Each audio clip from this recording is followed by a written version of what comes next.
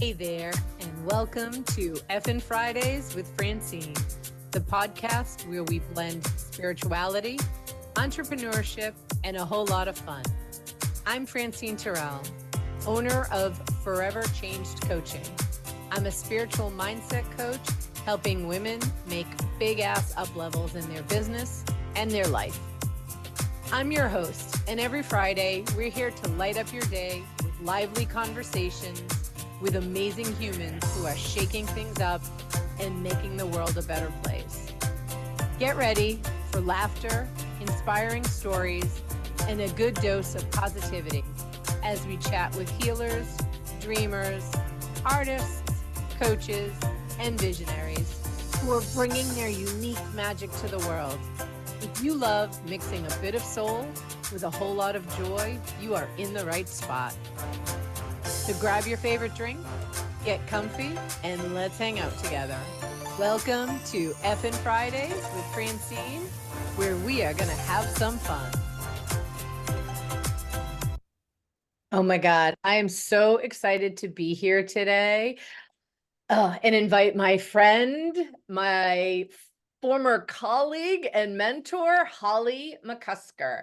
Holly is a graduate of the Institute for Professional Excellence in Coaching. She is a relationship expert and has been in the matchmaking and relationship industry for close to a decade.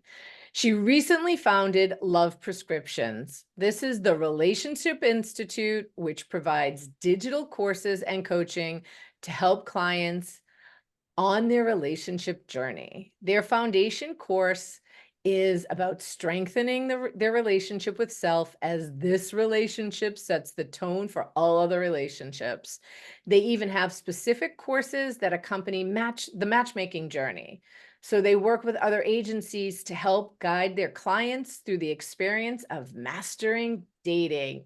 Holly, I'm so excited to be talking to you about this. So I'm so excited to be here. yes, thank you. So Holly and I have known each other for a little over 3 years when we worked together at a matchmaking company. So tell us about your journey from, I know your journey, but share with the listeners like where you've been to how you got here with Love Yes. Prescriptions. Yeah, it's crazy. And it's actually, there are a lot of parallels. So my first career was in education. I worked for a high school. There I designed a literature program. I built all the curriculum for that program. I worked as a department head and all that jazz. And when I look back, certainly the best part and what I love the most, aside from the students, was creating this curriculum. So I love designing these programs and just putting a spin on them to make people love to learn, right? Especially kids in high school, right? So from there, the day I went into labor was my last day teaching. I really wanted to be a stay-at-home mom. And So let's just let the audience know that was over 20 years ago, right? oh my gosh, Yeah. yes. Well, let's see, my daughter's 21. She had her children very young. If you're watching on YouTube, you can tell that she had her children very young. Not that young, but yes, I like to think. But anyways, yeah, so it literally went from the classroom to that evening having my daughter and then becoming a stay-at-home mom. But that was very short-lived because my husband passed away, and I actually still wanted to stay at home with my children. So I made it possible by choosing to be an online professor. So I worked in that realm for about 7 years. And then as my kids were getting into, in the middle of elementary school and a little more self-sufficient, I was like, I'm really bored. Like, I need something more.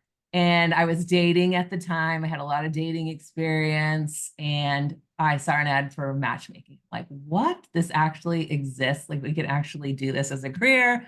I could still remember the interview thinking, oh, I'll just die if I get this job. I have to have this job. Little did I know, and you know how difficult it is to be a matchmaker, right? Right. But anyways, so I love the matchmaking piece, but I think what I recognize the most is that our clients needed coaching. And it wasn't the first time I thought about coaching because it had been put in my heart like years prior, but I didn't know how I was going to get to be a coach. But it happened. So a couple of years into matchmaking, coaching my clients without having the certification, I was like, you know what? I'm going to invest in myself. This is a big deal. This is a year-long program, an amazing, amazing program, right? You know that. Mm. So I went, got the coaching certification, and then that just opened up a lot of avenues for me. So I started building programs within our matchmaking company, and I eventually got to create a coaching program to work with the matchmaking process. So that was a really awesome experience. I learned a lot. But I will say in that realm, I did feel like I was held back. Like I had so many ideas. I had so much I wanted to do.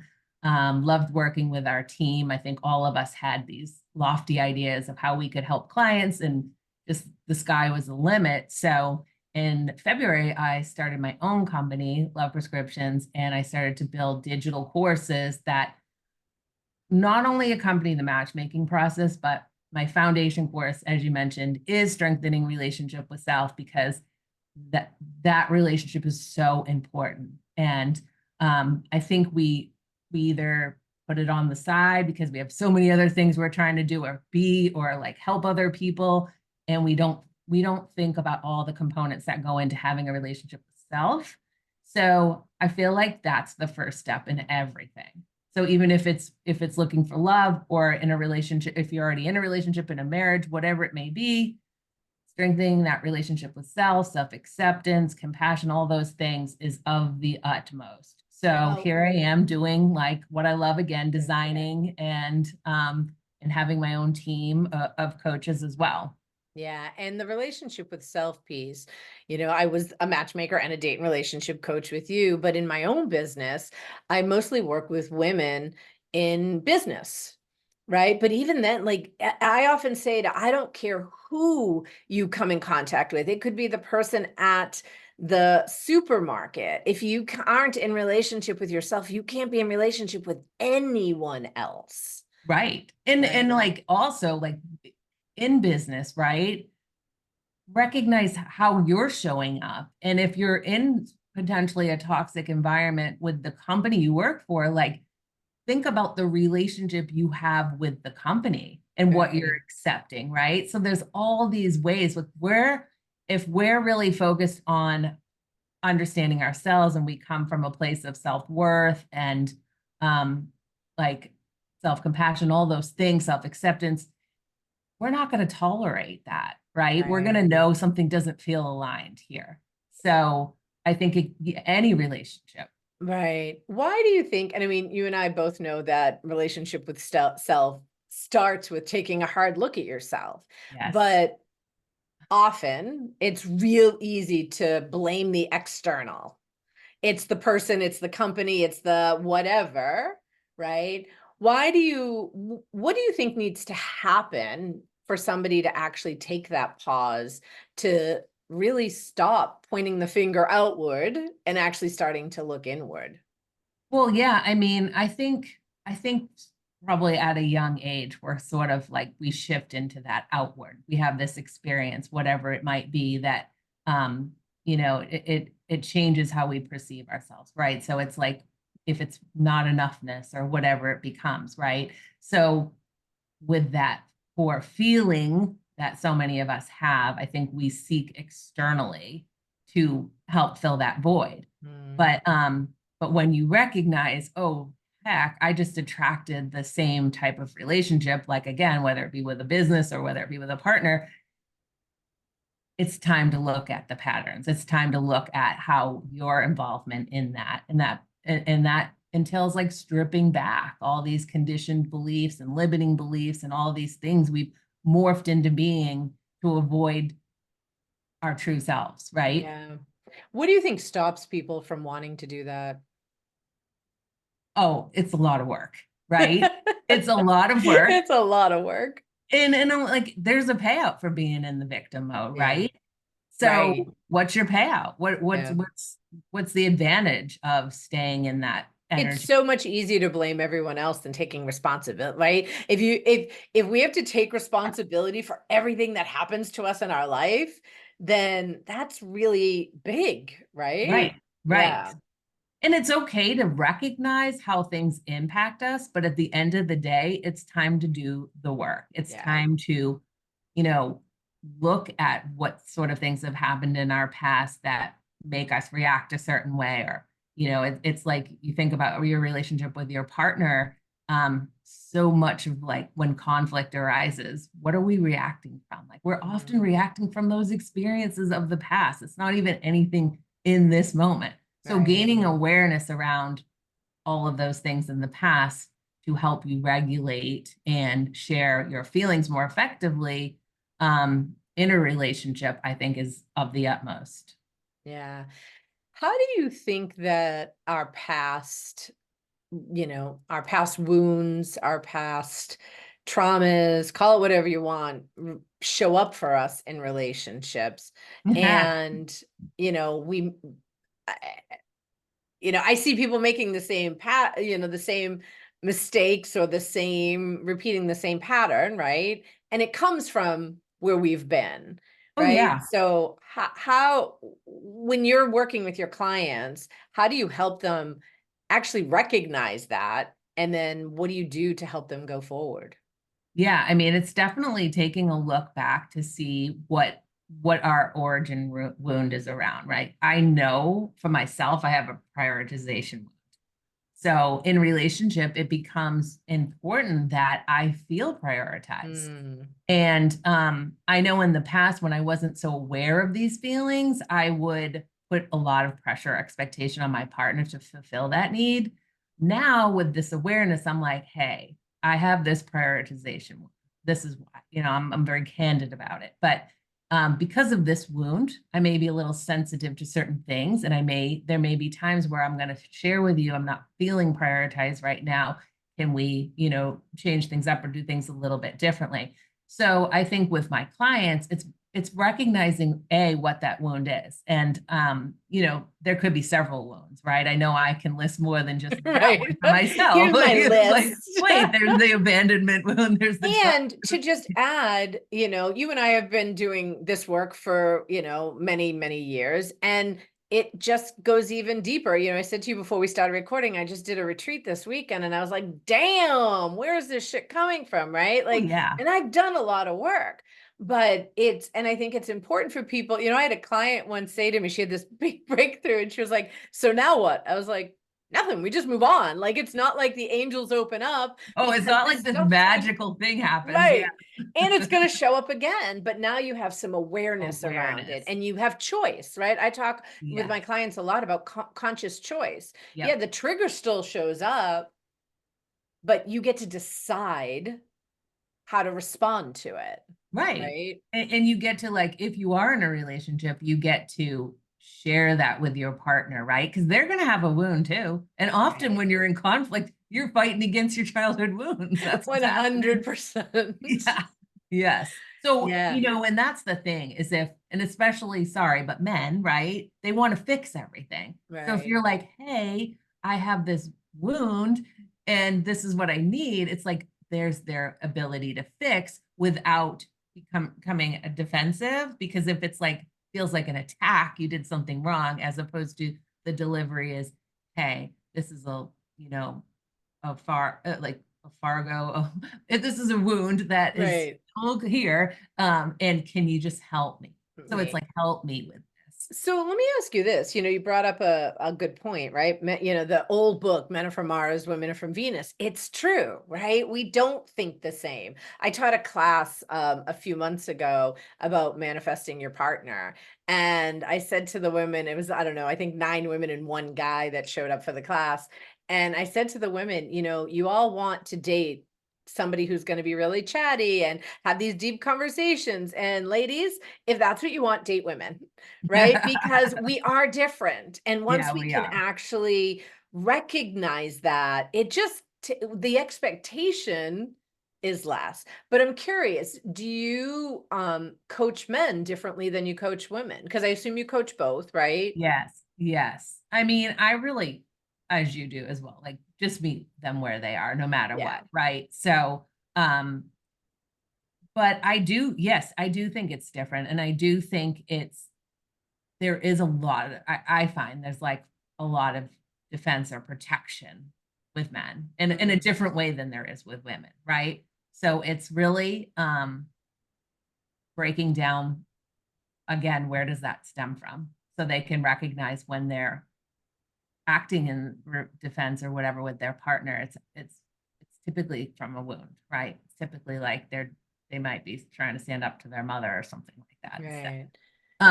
So yeah, I think it is different, but it's a lot of this, obviously the same concept. I do find with men though, working with the energy levels and getting them to think about it in that sense, is really helpful.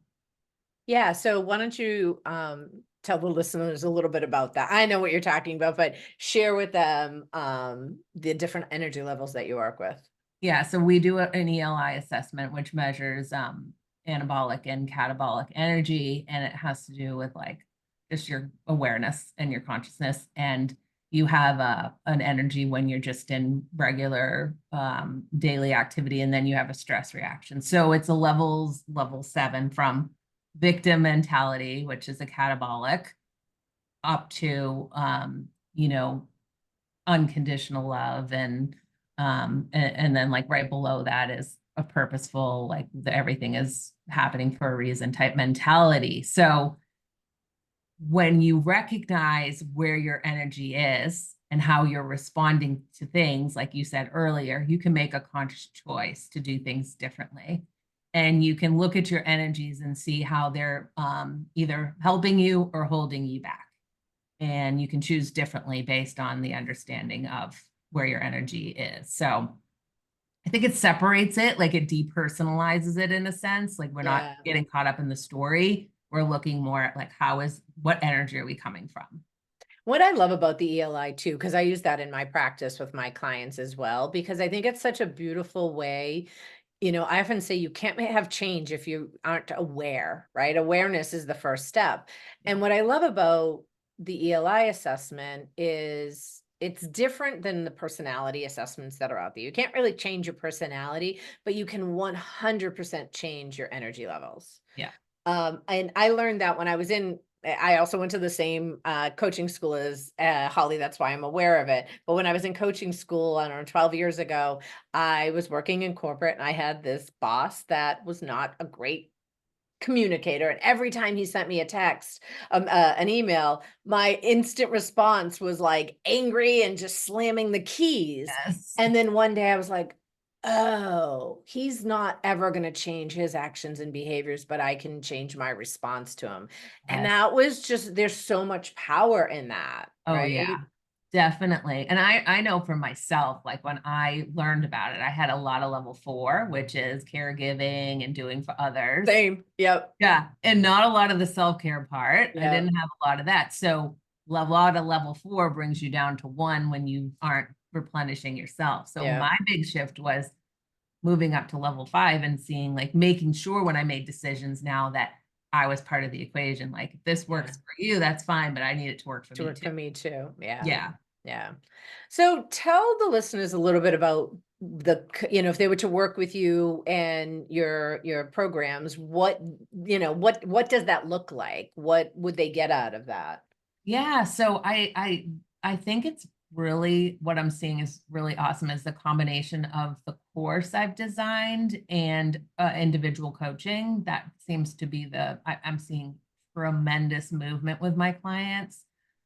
Even to the point of like, I didn't realize even what relationship with self looked like, or what the components were. So I take them through, self-awareness and self-compassion, and self-acceptance is a big one, right? And we tap into the origin wounds and things like that. So they're working on their curriculum, and then we have an ability to chat about that as well as coach through some of the things that are coming up. So I think it really puts you on a fast track for involvement and changing. And that's what I'm really seeing a lot more quickly than just doing coaching alone. Yeah. Nice. Um, what what do you do for fun, right? Because this is Effin' Fridays with Francine, and you can translate that however you want. But what do you do for fun in addition to? I know what you do is fun because you love it, but outside of that, Oh, what do you I do for know. fun? And I think it's so ironic that you asked this question because I was literally just on a coaching call talking about this. And I don't know if you've experienced this yourself, but I feel like I'm at this new phase of life where my kids are off to college. Yes, I am engaged. I'm in a relationship. We do have fun. Um, but I think I spend the majority of my time working, Yeah, interesting. researching, Yeah. listening to podcasts, whatever, about what I do, and I go to the gym. And I thought to myself, what I need to start really discovering at this phase of my life Mm. what I like to do besides work out, sleep, and work. So, Yeah, it's I one of my top values. So my top values are connections, fun, and enthusiasm. That's part of the reason I started this podcast. But when I was in a healing school program, gosh, it was my first year, it's probably 8 or 9 years ago. And one weekend, one of the teachers said to me, "What do you do for fun?" And it was kind of my dark night of the soul because I couldn't answer him. mhm, And I came home and, going back to relationships and history, I, at the time, had much more of an avoidant attachment style because I didn't know how to communicate. And vulnerability kind of was a four-letter word to me back then. So I just really shut down. And I don't know, I think it was a month had gone by, and my husband looked at me, said, "Are we getting divorced? Like, what's happening?" Right? Because I just couldn't articulate like this deep need of, fuck, I need to have fun. yeah, And so I think that realizing, because caretaking, right? Same thing. I'm the caretaker. So I realized that I had spent so much time making sure everyone else was okay that I hadn't actually checked in with myself. oh yeah, And that was kind of a pivotal moment for me. And when I realized how important fun is for me, yeah, right? And, and fun can just be going out to dinner. Fun is, it's what you make it. My husband and I love to just sit and play board games on the back deck, and that can be fun, yeah. Oh, right? But I love board games. We I played some know, together. I think you might be Yes, here in a few weeks and we might have to play yes. cribbage again. A little challenge. But Um, yeah, I mean, I definitely think that I have fun every day, and certainly grateful for the life I lead. But I definitely see where I put my kids at such a priority. I put my career as such a priority. My relationship is a priority. And it's time for me to like really dig in and see, what is it? What is it that I'm going to really find joy for me? Because I yeah, think you can find it with your partner, you can find it with your friends, but individually, what is it that's going to bring you joy? joy. Yeah. So that'll be part two. We'll do that on we'll have another Okay. podcast and you'll share with us what that joy is. What's something you live by that you want to share with our listeners? I think probably what I just said, gratitude. I think it's so important to come from a place of gratitude. I definitely make an effort to consciously think about what I'm grateful for every day and and and, and journal about it. I also tried to come from a place of abundance rather than scarcity. Hmm. Um, Talk a little bit more about that because I think that's something that a lot of people don't even recognize, right? Like I remember, and I still can get caught up. Well, the reality is blah, blah, blah. Well, the reality is, right? Because to me, it was real, right? The reality yeah, is nobody wants to blah, blah, blah. The reality is I don't have enough money. Right? Like that I yeah. created my own reality. So how do you teach people about shift it, like first being aware that where you're at is a scarcity mindset and then shifting into more of an abundant mindset.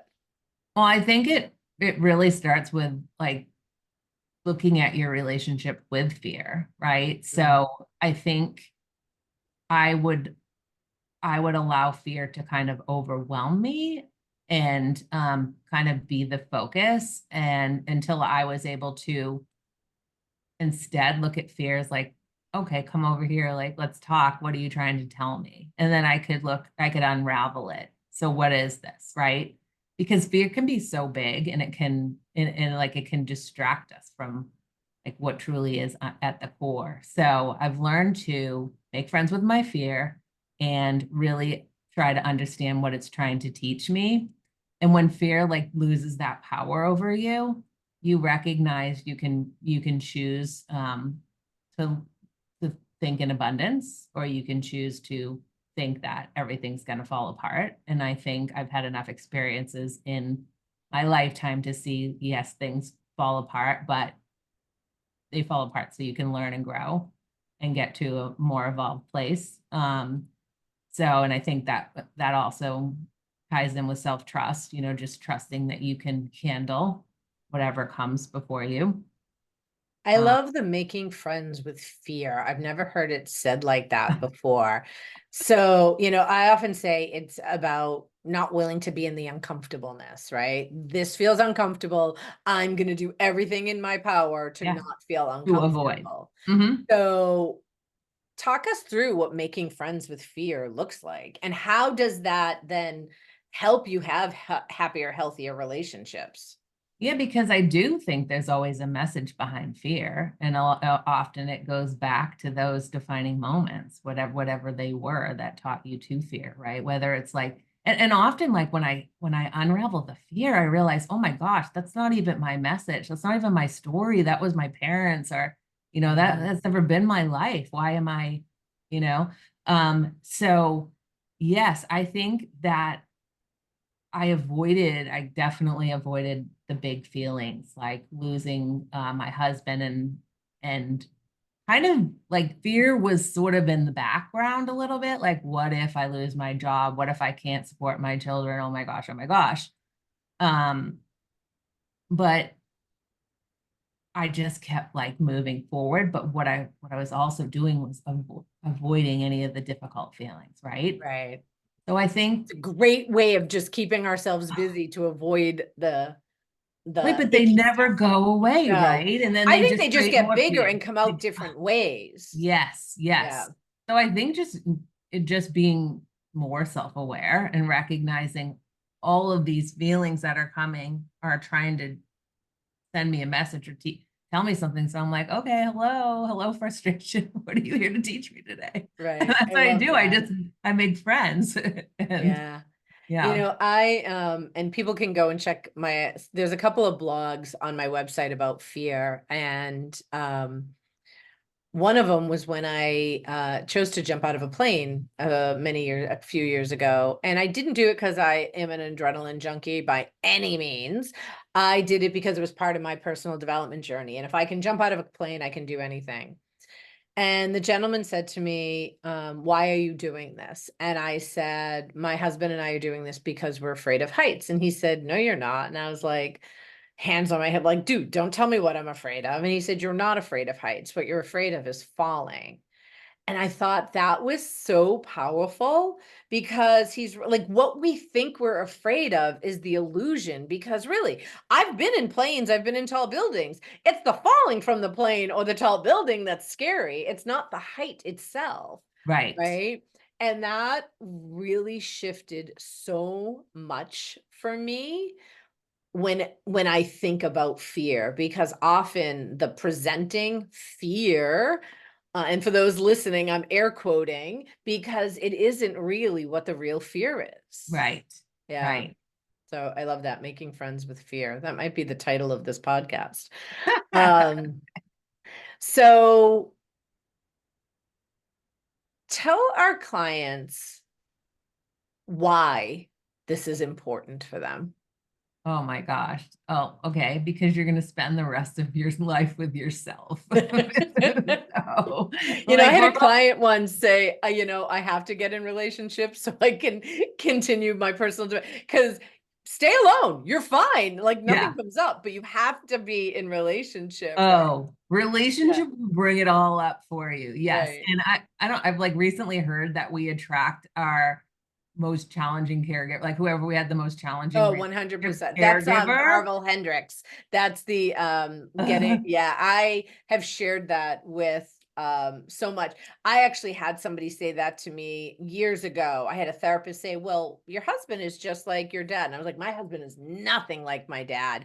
But there was one quality she pointed out, and I was like, "Son of a I bitch." know. Right? Yeah. Same. Yep. Same. Yeah. I'm like, oh, no way. And then I'm like, ooh, Right. yes, way. I see it now. Like, okay, so this is what I'm trying to navigate over Right. and over again. But yeah, no, I think that whether, yeah, like whether you stay alone, which I think is perfectly wonderful and fine, or you end up in a relationship, strengthening a relationship with self is of the utmost. Like we are so often, as we said at the beginning of this, looking for things outside ourselves to fill a void. If we come to relationships as complete as possible, right? Then it's like a better chance of success, right? We know the divorce rates are super high out there, and I think a lot of that has to do with people not knowing themselves, not knowing how to navigate themselves in a relationship, right? So the more you know about yourself, the better off, and then the more you like can support yourself and stand up for yourself and have self-worth, you're going to just make better decisions all around in all your relationships, boundaries, all that jazz. So, and like I said, like we're spending the rest of our lives with ourselves. We don't know what else we're doing. So that's so Right. important. And, I remember when I was matchmaking, I probably talked to thousands of people in the however many years I was with the company. And it always fascinated me when I would say, why did you get divorced or why did that relationship end? And I would say 95% of the time, the answer was we just grew out of, we didn't have anything in common anymore. We just grew apart. Like the smallest percentage was abuse, addiction, or infidelity, right? So, what would you say to people who are actually in relationships now that are thinking that I have nothing in common with my partner? We're drifting apart. Like, what would you say to them? And what are some tips maybe to help them get back together?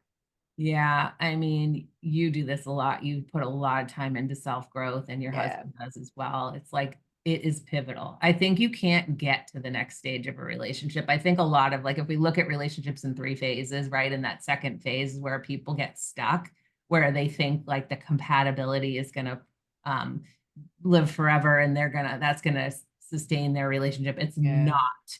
What is like at the root of everything is again this work we do to understand ourselves so we can articulate that to our partner, so we can have better authentic conversations, so we can express our needs and have them met. Like I guarantee you most of those people we're talking about, they're not expressing their needs, and they're building resentment, and they're pissed at their partner for not knowing how to care for right. them, right? You need to know how to care for yourself so you can express that to your partner. You need to know how to have these difficult conversations so you can create connection, which is vulnerability. I know you hate that word, but you don't anymore. I Uh, don't. It's still a practice, vulnerability. not gonna lie, it's still a practice. Yeah, vulnerability creates connection. And that's what I think is missing in relationships. So 50% of the population, give or take, gets divorced and then they get married again. And that's in like second and third marriages are like 86% or something really crazy. The numbers are just because guess what? They're just rinse and repeating the same stuff. They're bringing it into the next relationship without working on themselves and without working with their partner. So that I feel is the key. Yeah.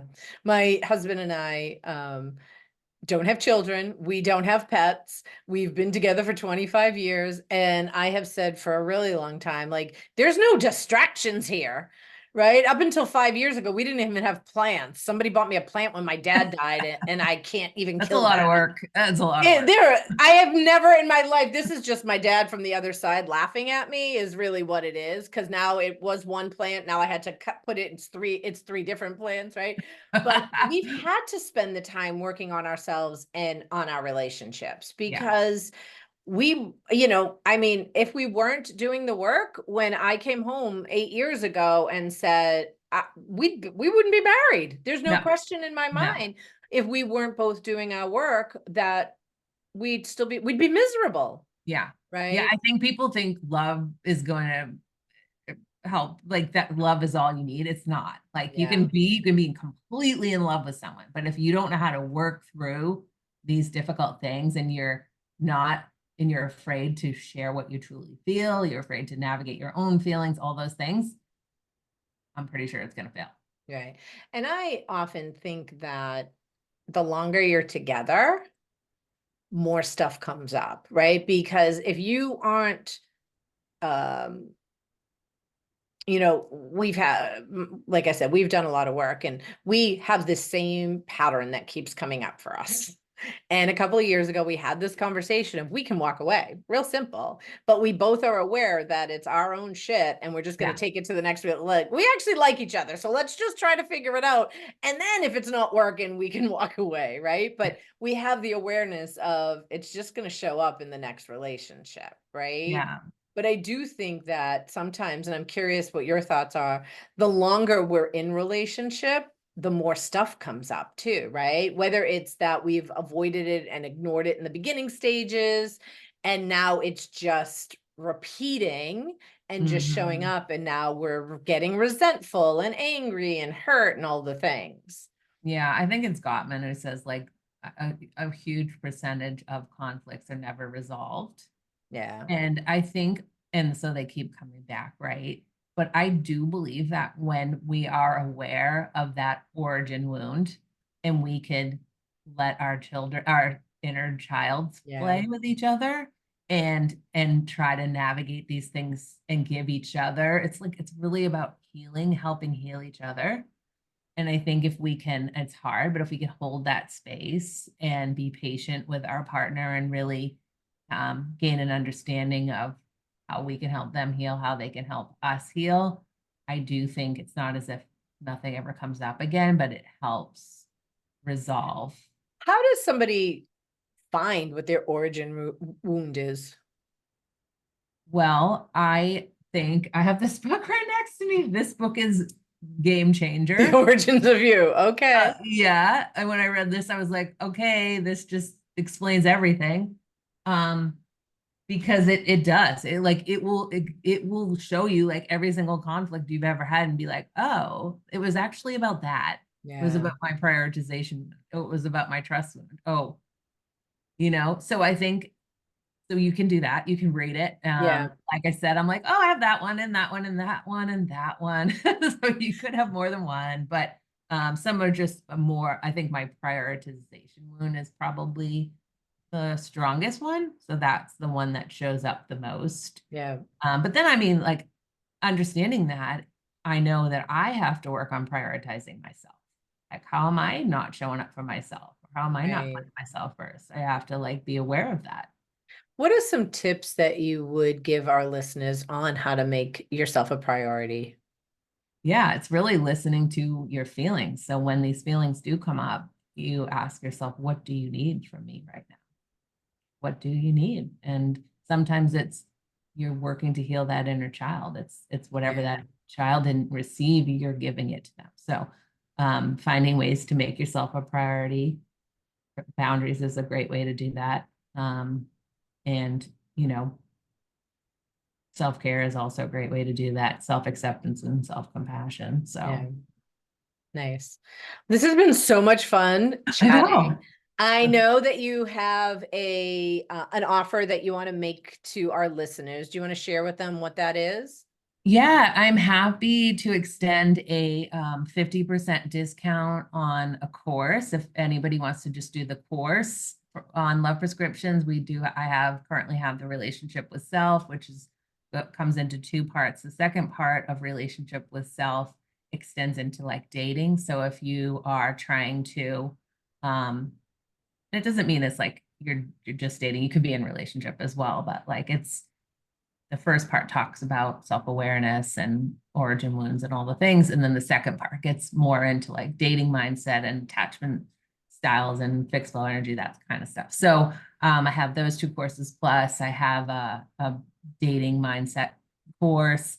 And I'm constantly adding new courses. Okay. So 50% off a course, I would be happy to extend, as well as I mentioned earlier, coaching with the course is of the best, is really Sure. how you get the most out of it.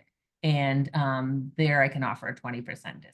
Okay, perfect. And we'll put all the links to the website and the discount codes in the show notes for everyone to, to use. And, every podcast, I like to pull cards, oracle cards, and I did pull 3 at the beginning. So I have a left, a center, and a right. And I'm going to ask you, Holly, which one you would want first. I'm going to pull that one first. So left, center, right. Okay, I'm gonna go with right. And I knew you were going to. I love this. You can't make this stuff up, because you said earlier about joy, and it is the joy What? card. I peeked before I did them earlier. So this one What? says, so this is the right. So if you chose, so listeners, if you chose right, this is right.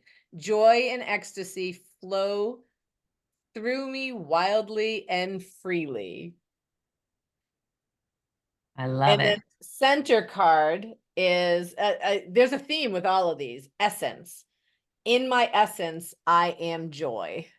Oh my gosh, joy again. Right? And then left is flow. The glory of the universe flows through me. Perfect. I love those. So thank you so much for being here. And this conversation was so much fun. You can find Holly at loveprescriptions.com, right? .com. Yes. And we'll put all this information in the show notes.